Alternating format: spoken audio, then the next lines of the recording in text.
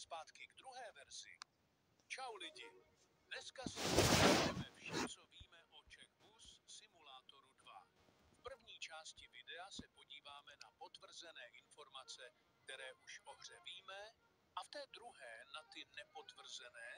Do popisku videa vám dám odkaz na Discord server Neonates Engine a případně odkazy na videa a obrázky. Tak pojďme na to. Začneme nejdůležitějšími informacemi z Discordu. Jako první tu máme SOAR NS12, který byl přepracován, aby vypadal lépe, jak v první verzi hry. Na této fotce je v pozadí vidět depo metra na Zličíně. Myslíte si, že je pouze do pozadí, anebo se bude nějak využívat? Další bus, o kterém víme, že ve hře na 100% bude, je Scania Suburban. A samozřejmě nesmíme zapomenout na Solaris Urbino 12.4, o kterém víme nejdéle. Toto jsou všechny nové autobusy, o kterých zatím víme, že ve hře budou. Pokud byste chtěli vidět video o tomto autobusu, tak máte odkaz v popisku. Teď se přesuneme na líky z nové mapy. Nejdůležitější novinkou je Zličín, odkud nové linky budou začínat. Pro lidi, kteří nehráli CBS 1, tak v této verzi to bylo Smíchovské nádraží. Ale zpátky k druhé verzi.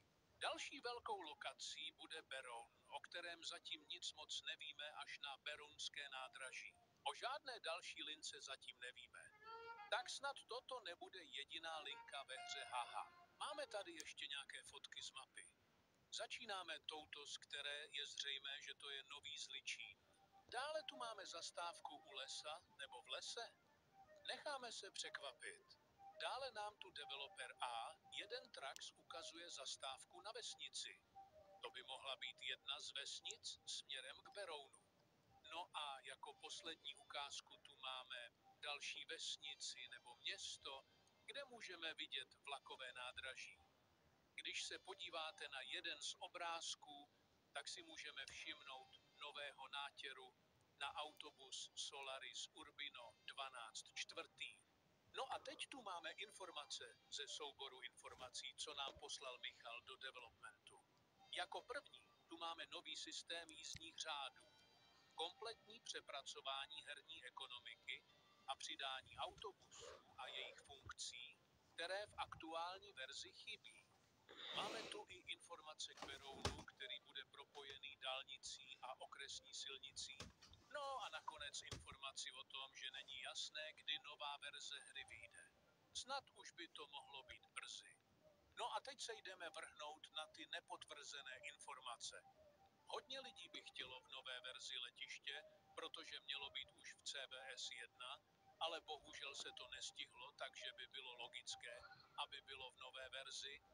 Dále nám tu Mates něco naznačoval za pomocí emoji, tak si schválně tipněte do komentářů, co to podle vás může znamenat. Podle mě by to mohlo znamenat, že by nás mohlo brzy čekat nějaké video z nové verze. No trochu jsem tu zapomněl na nový systém jízdenek, takže si o tom řekneme až teď. Začal bych tím, že ve videu je vidět GUI telefonu, ve kterém je vidět spoustu užitečných věcí. Kdybyste se chtěli podívat na samostatné video o tomto telefonu, tak Neonates Engine mají na svém YouTube video, taky vám hodím odkaz do popisku. No a teď už k systému jízdenek. Na videu je vidět, že jízdenky se dají koupit jak přes mobil, tak i přes automat. Je to udělané dobře, protože když už jízdenku máte koupenou, tak se vám zobrazí platná jízdenka. Ještě ke koupi jízdenky, tak když si jízdenku koupíte přes automat, tak si lístek můžete i vytisknout. To je dobrý detail.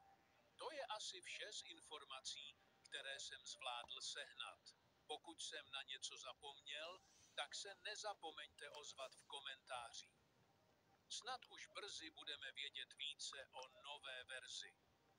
Doufám, že se na CBS 2 těšíte tak jako já.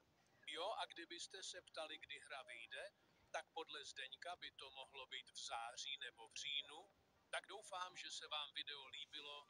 Pokud ano, tak dejte like a follow na kanál Neonates Production a zatím čau.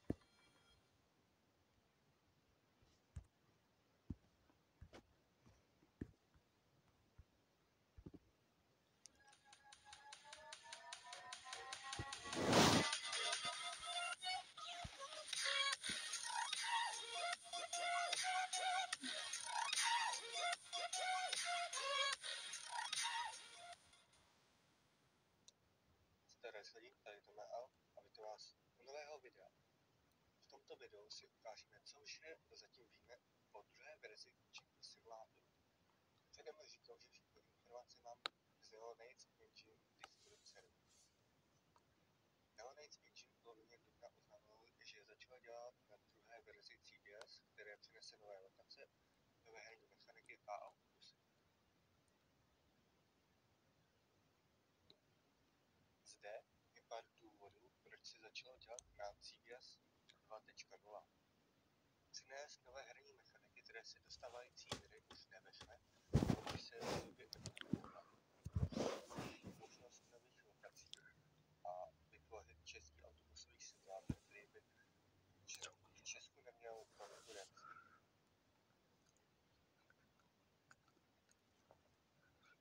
Mezi nové herní mechaniky patří systém nakupování jízdenek, nový systém jízdních řádů, který nebude penalizovat za přestupky, ale motivovat k dodržování pravidel. Dále kompletní přepracování herní ekonomiky, což znamená, že všechny nátěry budou odepčené, ale ekonomika bude náročnější, tudíž bude těžší si vydělat.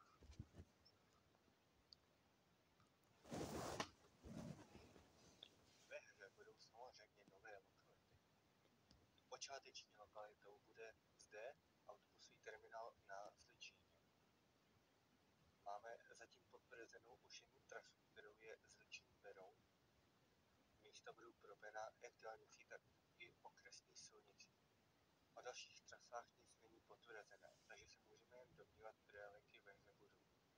A podle mě by v CBS 2.0 mohla být linka 100 z Zličín letiště, protože původně měla CBS 1.0 být trasa na letiště, ale bohužel se tak neuskutečnilo.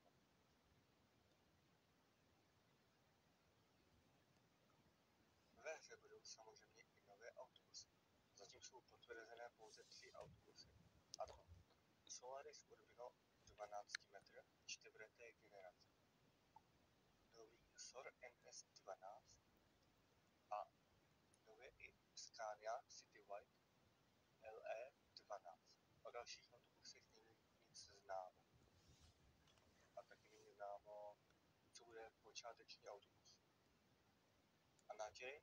Tak samozřejmě klasika. Nátěr dopravního podniku Praha, nátěr pražské integrované dopravy, jak červenou-šedý trikolora, taková zajímavost, varšavský nátěr. Což možná by mohlo být trasa ze Zličína do Varšavy. Ale kdo ví, necháme se překvapit. A to by bylo vše k novinkám. Doufám, že fanoušci CBS jsou rádi, že jsem udělal souhrn novinek, které